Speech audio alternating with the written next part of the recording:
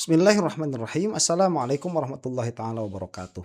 Alhamdulillahirabbil alamin wa sallallahu ala sayyidina Muhammadin wa ala alihi washabihi wasallam. Amma ba'du.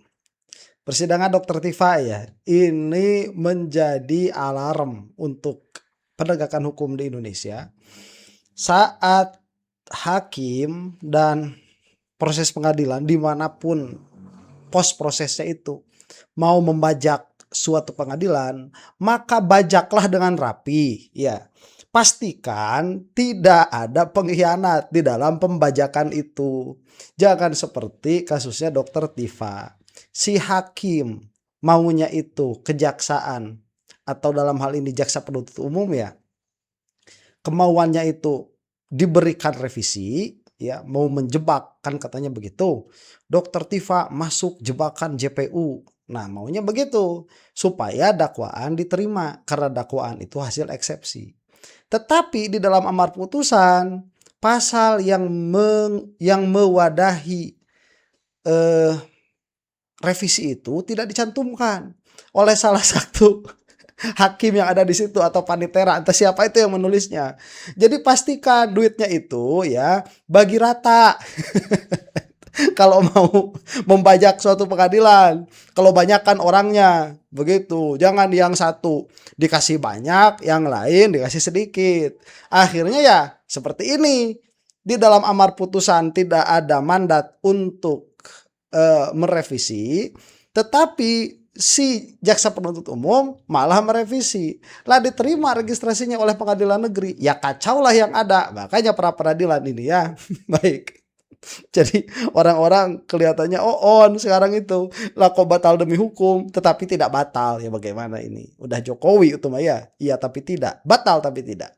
Baik, kita saksikan ini pers conference pasca persidangan, disebutnya di sini breaking news. Sidang pra peradilan Dr. Tifa kasus ijazah Jokowi, pembacaan kesimpulan. Ini konferensi persnya. Kita saksikan ya. Bismillahirrahmanirrahim. Assalamualaikum warahmatullahi wabarakatuh. Waalaikumsalam warahmatullahi wabarakatuh. Rekan-rekan media semuanya dan seluruh masyarakat Indonesia dimanapun Anda berada, alhamdulillah pada hari ini sidang yang kelima sudah kami lalui, yaitu simpulan dari saya pihak kami sebagai pemohon, dan kami juga mendengarkan simpulan dari pihak termohon yaitu JPU ya. Nah, saya pertama-tama mengapresiasi dan mengucapkan terima kasih kepada Pengadilan Negeri Jakarta Selatan, terutama Hakim Tunggal ya, yang selama 5 kali sidang ini sudah memimpin sidang dengan sangat baik. Sidang berlangsung dengan lancar ya, tidak terjadi perdebatan, dan itu juga yang diminta oleh beliau dari sejak sidang pertama. Itu kami apresiasi, sehingga kami sebagai pemohon juga mendapatkan waktu yang cukup ya, tidak pernah dipotong, sehingga kami bisa menyampaikan apa yang perlu kami sampaikan, keberatan-keberatan kami maupun pertimbangan-pertimbangan kami itu dengan sangat baik. Demikian juga dengan kami juga menyimak dari apa yang disampaikan oleh termohon. Nah, pada simpulan ini saya ingin menyoroti pertama itu dari apa yang disampaikan simpulan oleh termohon ya. Jadi termohon tampaknya memang kalau dalam bahasa Belandanya itu kopoh ya. Jadi kopoh itu keras kepala begitu ya. Seakan-akan menyatakan ya pada simpulan dianggap mereka tidak ada. Amar putusan yang jelas-jelas menyatakan bahwa hakim itu sudah memerintahkan untuk mematuhi pasal 75 ayat 2 dan 3 dan pasal 206 seandainya mereka memang tidak sepakat atau tidak menerima.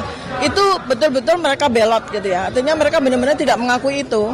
Dan bahkan tadi kalau saya mendengar simpulan di termohon itu tetap mendasarkan kepada P21. Jadi mereka itu membawa kepada seakan-akan sidang itu tidak pernah terjadi gitu loh. Sidang yang terjadi di PN Jakarta Timur 4 kali sidang dengan beban biaya begitu besar dari negara itu dianggap oleh jaksa itu seakan-akan nggak ada. Bahkan amar putusan pun juga dianggap oleh mereka seakan-akan tidak ada. Mereka menyiratkan bahwa ini kembali lagi ke P21. Padahal ini kita sedang menghormati sebuah peristiwa, sebuah proses hukum, prosedur hukum yang betul-betul kita menghormati apa yang ada di KUHP, apa yang ada di KUHP. Ya, dan saya terutama sebagai dalam hal ini mantan terdakwa dan mantan tersangka, bukankah seluruh masyarakat Indonesia, para media juga lihat ya, bahwa sejak awal 11 Mei 2025 dan seterusnya saya menjadi saksi, terlapor, tersangka, saya wajib lapor berkali-kali, berbulan-bulan, kemudian saya didudukkan dalam kursi terdakwa, saya selalu patuh. Tidak pernah saya mangkir dan sebagainya. Dan kemudian apa yang ditetapkan oleh hakim pada PN Jakarta Timur juga kami patuhi. Kami sudah bersiap-siap seandainya memang kejaksaan JPU dalam hal ini akan membawa perkara ini kepada pasal 206, artinya membawa banding ke pengadilan. Kami sudah siap. Tapi malah mereka sendiri yang mengingkari apa yang sudah mereka jalankan. Apa yang kita sama-sama jalankan itu mereka ingkari sendiri dan seakan-akan menafikan atau mengabaikan. Terjadi sekali lagi ignoratio legis ya. Seakan-akan tidak ada sidang, seakan-akan tidak pernah ada sidang di PN Jaktim dan mereka kembali kepada P21. Mereka kembali menyebut-nyebut tentang tentang tersangka ya. Kemudian mereka kembali lagi menyebut tentang bahwa pelimpahan berkas P21 itu sah dan sebagainya. Mereka kembali menyebut kepada apa yang menjadi wilayah dari Polda Metro Jaya ya. Dan jadi artinya itu seakan-akan bahwa semua proses yang sudah terjadi selama berbulan-bulan ini dianggap tidak ada. Bahkan kalau memang mau dibawa ke situ ya kami sendiri sudah menyatakan bahwa itu sudah terjadi sehingga kami tidak merapitkan gitu.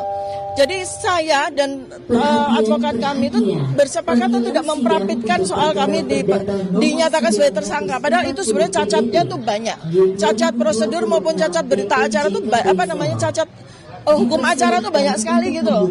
Kalau mau remind ya, P21 terjadi ketika P19 itu terjadi pada pada 100 hari lebih. Itu sudah menggagalkan dari saya sendiri gitu loh.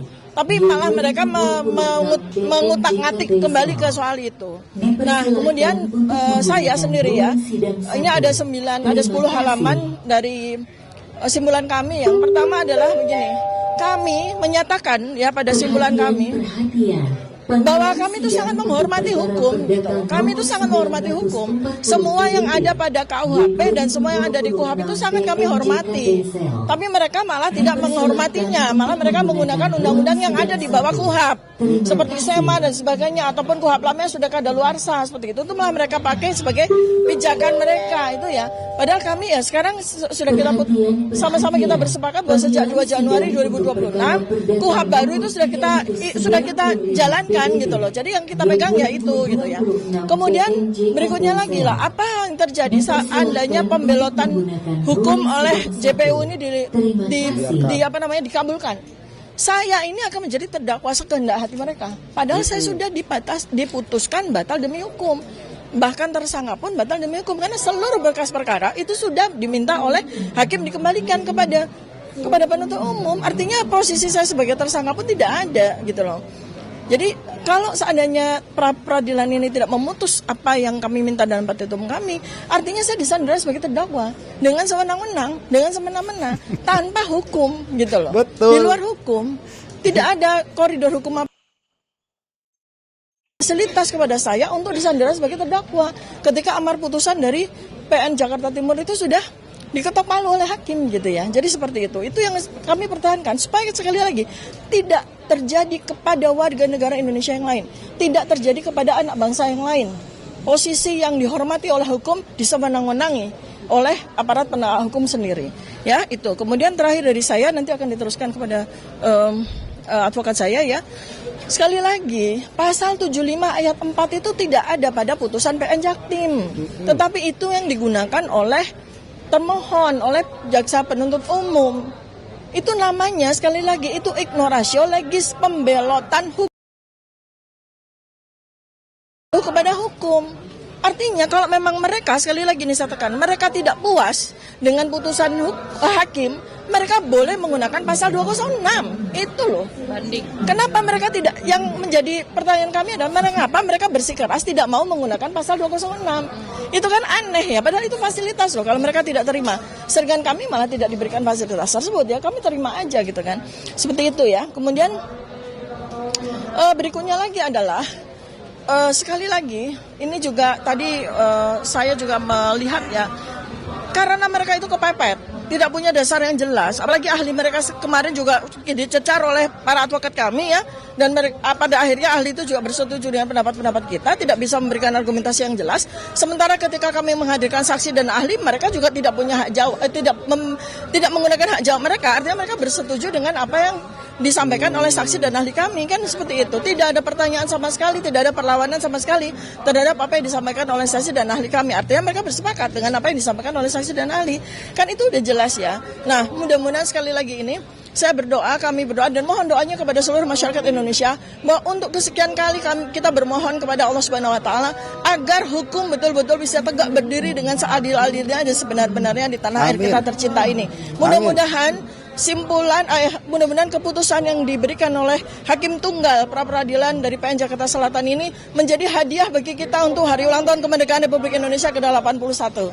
Ya, terima kasih. Assalamualaikum warahmatullahi wabarakatuh. Sekian. Waalaikumsalam warahmatullahi wabarakatuh. Ini sudah jelas.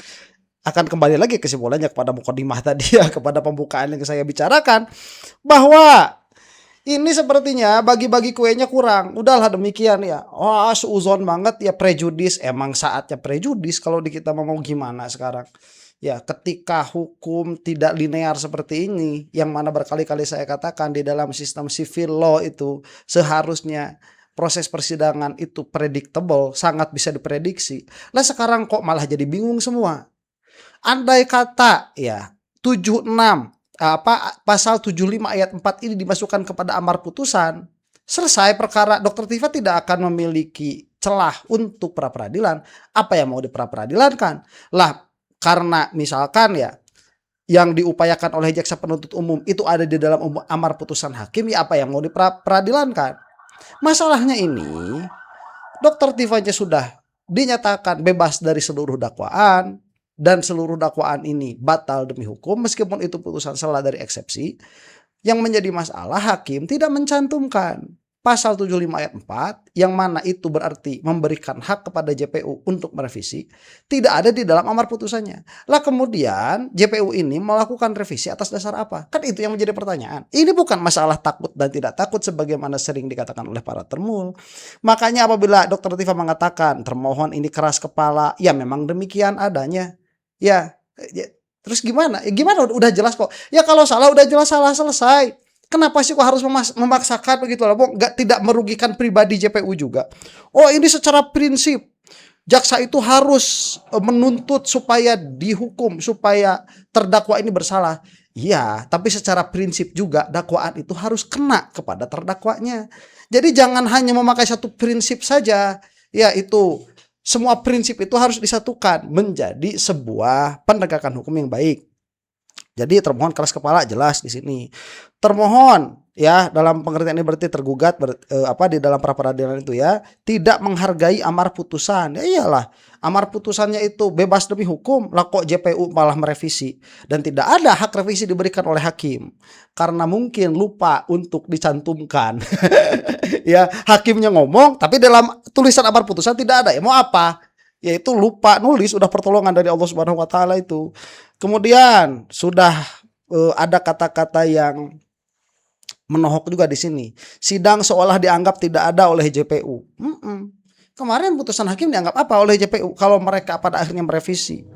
Siap jika JPU banding, bagus ya. Dr. Tifa itu. Dr. Tifa bukan tidak mau lanjut. Ayo lanjut silahkan. Tetapi coba lihat prosesnya, lihat prosedurnya. Yang mana apabila mau lanjut, seharusnya JPU itu ajukan banding ke pengadilan tinggi. Tapi kok malah revisi. Makanya diulangi lagi nih, pasal 75 ayat 4 itu tidak ada di dalam amar putusan. Kalau tidak ada di dalam amar putusan dan itu fakta. Kalau ada kan tinggal tunjukin, ini loh amar putusannya. Kata hakim, JPU boleh memakai haknya 75 ayat 4 kalau ada. Ya karena memang gak ada, ya mau gimana. Ya makanya mereka itu tadi ignorance ya, dan bebal tuh, keras kepala, karena memang tidak ada di dalam amar putusan ini. Nah makanya pertanyaannya justru dibalik, dan ini pertanyaan yang logis. Bukan kenapa Dr. Tifa tidak langsung kepada pokok perkara. Pertanyaannya bukan itu pertanyaannya. Pertanyaannya itu kenapa tidak mau banding JPU itu? Alih-alih menanyakan kenapa Dokter Tifa tidak ke pokok acara, karena jawabannya jelas. Kenapa Dokter Tifa tidak ke pokok acara? Ya karena JPU tidak punya hak untuk merevisi. Itu jawabannya selesai. Sekarang pertanyaannya, kenapa JPU kok tidak mau banding ke pengadilan tinggi? Itu yang menjadi pertanyaan. Kecuali kalau memang si JPU ini menginginkan supaya ini selesai di pra-peradilan sebagaimana itu dipostulatkan diantaranya misalkan oleh Mahfud MD kalau saya dengar selentingan begitu ya, karena kejaksaan di sini ingin membebaskan Dokter Tifa misalkan kalau memang demikian adanya. Tapi saya lihat sampai sekarang justru kejaksaan itu manuver-manuvernya merugikan Dokter Tifa dan Roy Suryo dalam hal ini. Jadi itu ya kenapa tidak mau banding tuh. Kemudian tergugat di dalam persidangannya, tergugat tidak melawan saksi dan ahli dari penggugat. Malah udahlah biarin aja mereka ngomong aja, kita tidak ada tanggapan begitu. Pada akhirnya mereka itu membela tapi tidak membela. Ya, sekali lagi yang hancur di hadapan publik. Harus ingat, JPU, kepolisian, mereka itu bukan hanya penegak hukum dalam pengertian bahwa mereka itu bukan hanya sekedar ada orang disangkakan bersalah, ditangkap sama penyidik, kemudian dilimpahkan kepada JPU. Tidak hanya seperti itu. Mereka itu membutuhkan trust, kepercayaan dari masyarakat supaya negara ini tegak di dalam penegakan hukumnya. Kalau tidak ada trust, yang bahaya ya seperti kita sekarang. Terjadinya kealpaan di dalam kepercayaan terhadap penegakan hukum yang ada di Indonesia. Dan itu buruk untuk semua iklim itu. Karena tanpa hukum tidak ada apapun. Nah, itu harus diingat ya pada suatu negara itu. Baik, kita lanjutkan dulu. Ini sepertinya Pak Al-Kathir yang mau berbicara nih. Silakan. Saya lanjutkan ya. Sebenarnya dari kesimpulan jaksa tadi itu jelas pelanggaran itu bukan hanya pelanggaran undang-undang, tapi juga pelanggaran dari putusan pengadilan. Putusan pengadilan tidak ada mengatakan mereka diperintahkan untuk merubah redaksi dan sebagainya, tidak ada. Batal demi hukum dan itu dikembalikan. Nah, kemudian status dari terdakwa dikembalikan tersangka ini kan aneh juga gitu loh. Ya berarti persidangan ini dasarnya apa gitu. Yang kedua itu, kalau memang itu tersangka berarti harus dari awal, apalagi dengan nomor perkara baru. Itu harus dari awal gitu. Jadi bukan di tengah-tengah tiba-tiba. Ya, seperti saya katakan, ini kan sudah terdakwa kembali lagi tersangka. Berarti kesimpulannya apa?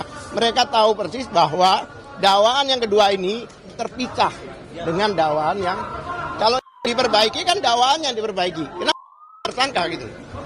Ya kan? Berarti kan di dalam dakwaan ini isinya tersangka bukan terdakwa lagi kan? Ya itu.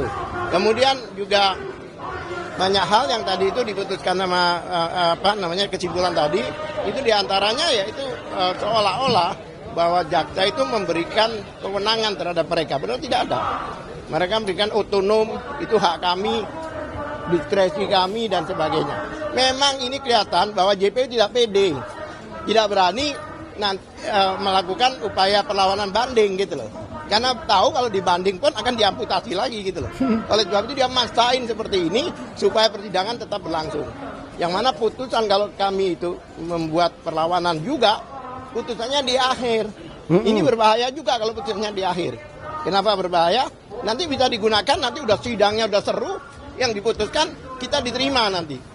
Peristiwa di Solo. CLS di Solo, citizen lawsuit itu kan, udah sidangnya udah seru, ternyata eksepsinya yang diterima. Nah ini, saya khawatir ini merupakan skoci nanti untuk penyelamatan dari yang melapor itu. Itu khawatirnya begitu. Jadi bukannya sidang yang dimasalahin, tapi eksepsi. Itu banyak kami lawan, banding, silakan. Kalau banding kami tidak diterima, atau dikalahkan, atau dibatalkan, kami punya kemarin perlawanan, ya kan eksepsi kita, go ahead, kami siap. Jadi tidak ada dibilang mengolor-ngolor waktu. Yang mengolor waktu itu yang tidak menunjukkan ijazahnya sejak 1,5 tahun yang lalu. Iya, kalau betul. itu ditunjukkan ijazahnya, tidak ada selesai perkara. waktu. Selesai, game over. Betul. Kalau memang palsu, silakan sidang. Lah kalau memang asli, silakan tunjukkan, kan begitu. Dengan ditunjukkan ke wartawan dan umum kan selesai. Carut marut ini tidak mungkin terjadi. Jadi narasi-narasi yang itu narasi yang tidak masuk akal. Ya, Karina. Kemarin juga Baik, kita sebentar itu bagus ya. Wah, ini luar biasa nih baru. Kalau saya mah ya apa namanya tidak sejauh itu. Ini pelanggaran atas undang-undang jelas ya. Yang mana sayangnya apabila penegak hukum melanggar undang-undang itu hukumannya hampir tidak ada. Ya apa sekarang? Kemarin coba lihat kepolisian sudah dinyatakan sewenang-wenang. Berarti kan keluar dari undang-undang. Berarti kan tidak melaksanakan undang-undang. Berarti kan pelanggaran atas undang-undang. Apa kemudian konsekuensinya? Gak ada konsekuensi buat kepolisian itu. Coba di kita itu mau bagaimana? Ya, ini mah negara harus dirombak kayaknya nih. Harus diriset sama mental-mentalnya ini. Kemudian dari terdakwa kembali ke tersangka lah. Ya ini aneh belum pernah terjadi kok. Ini kan terdakwa, kemudian dimasukkan lagi registrasi baru. Saat mau dimasukkan registrasi baru, dari mulai putus dakwaan ini batal demi hukum sampai masuk registrasi baru, berarti kan Dokter Tifa tersangka tuh. Yang mana Dokter Tifa itu duduk di pengadilan atas status terdakwa. Lah masa ada seseorang balik lagi statusnya dari terdakwa ke tersangka? Acak-acakan gara-gara bagi kue tidak rata. Tuh pastikan panitera atau hakim anggota yang lain dapat duit yang sama. Pastikan ya. Bagus. Kemudian ini upaya menyelamatkan Jokowi. Nah ini yang baru saya lihat begitu ya. Oh sebentar sebelum ke situ ini dulu nih. Memaksakan agar sidang berlanjut. Karena kalau ini kan kesimpulan dari Pak Al-Katiri ya.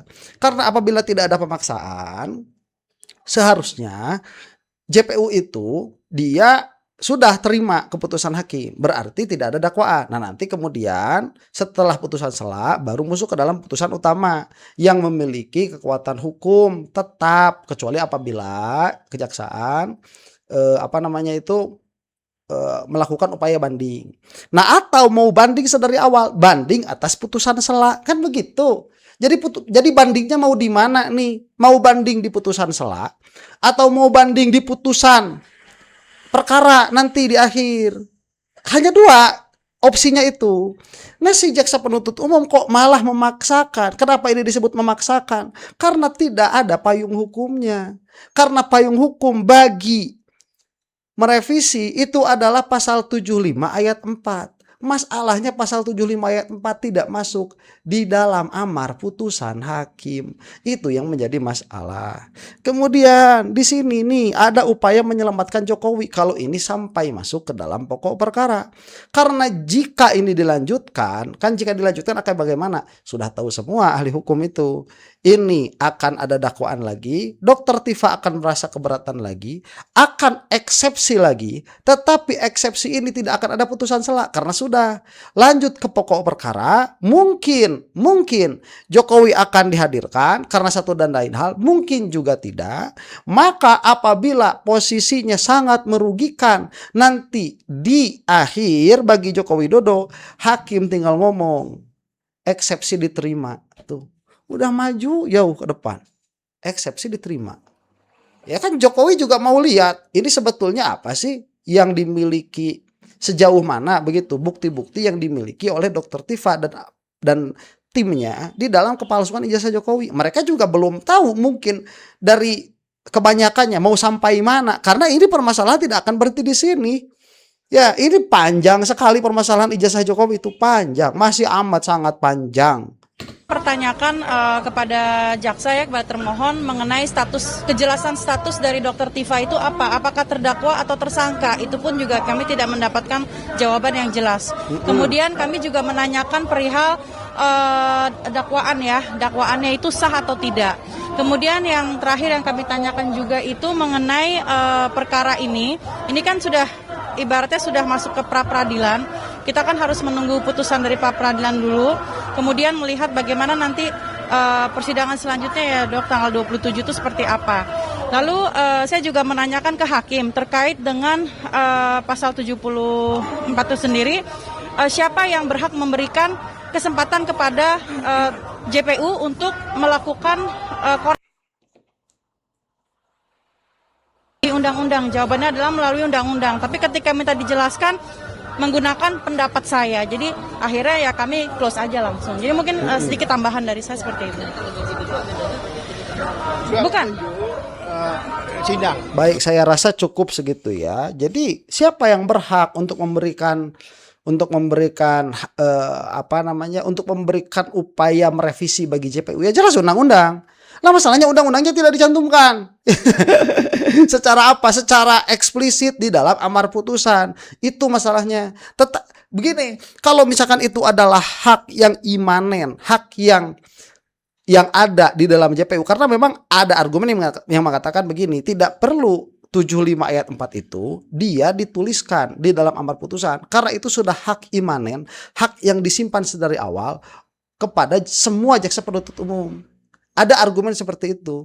Kita katakan, lah jika ada argumennya seperti itu, kenapa pasal-pasal seperti yang berapa itu 26 kalau tidak salah ya, kenapa itu kok disimpan juga di situ? 206.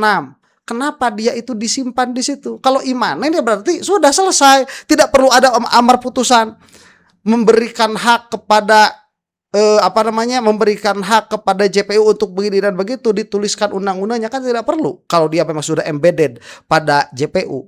Permasalahannya ini kan tidak ada batasan hak yang bisa dilakukan oleh jaksa penuntut umum, dan ini linear dengan apa yang dihasilkan dari putusan sela, yaitu gugur demi hukum, batal demi hukum dakwaannya itu. Therefore, satu-satunya yang bisa dilakukan adalah banding. Nah, tetapi JPU tidak melakukan hal itu. Kenapa? Karena mereka berpatokan kepada 75 ayat 4. Yang mana 75 ayat 4 itu memang diomongkan sama hakim, tapi tidak dituliskan di amar putusan. Makanya jadi rusak ini pengadilan. Kalau analisa saya kok bisa seperti ini? Ya masa kita bilang bodoh semua? Ya, ini mah saya melihat ini ada konspirasi, tetapi orangnya nggak kompak. Diomongin tapi gak ditulisin. Kenapa kok demikian gak kompak? Ya mungkin kuehnya tidak dibagi rata. Biasalah Indonesia ya, turunnya dari atas berapa, disunat nanti ke bawahnya berapa, begitu. Ya duit juri dihakan ku setan. Demikian, mudah-mudahan termul pada binasa untuk Anda yang bukan termul. Moga-moga sehat, lancar semua urusan. Assalamualaikum warahmatullahi taala wabarakatuh.